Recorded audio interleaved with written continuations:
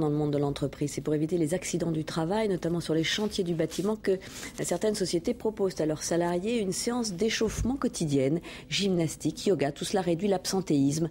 Un exemple dans la banlieue de Lille encore, avec Nathalie Pellerin et Bernard Garny. Rotation des genoux, étirement du dos, vous pouvez descendre de plus en plus bas. Assouplissement des chevilles, une préparation à l'effort sous la lumière des projecteurs, non pas d'un stade mais bien d'un chantier. 10 minutes d'exercice à 8 heures tous les matins pour les 50 ouvriers. On change de sens. Ici c'est devenu un rituel. Ça fait du bien pour les articulations et tout, ça fait du bien. Quand vous voyez le matériel, il faut le bouger, il faut le transporter, il y a la pression de la journée, il faut courir, et tout ça, oui, ça fait que c'est comme un athlète. Et donc c'est toujours important de bien s'étirer.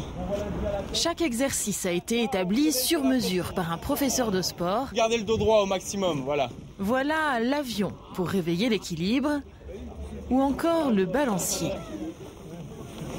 L'exercice ici sert à bien sensibiliser les compagnons au rôle des abdominaux et de protéger la colonne vertébrale. L'objectif c'est de sentir aussi un peu plus certains muscles qui ne travaillent pas habituellement.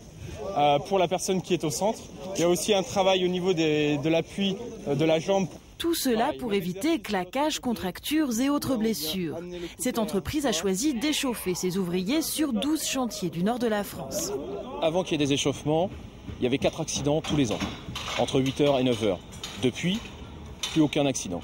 Si un ouvrier sur 2 était réfractaire à l'exercice il y a 2 ans, aujourd'hui la question ne se pose plus. Certains y trouvent même un peu d'exotisme.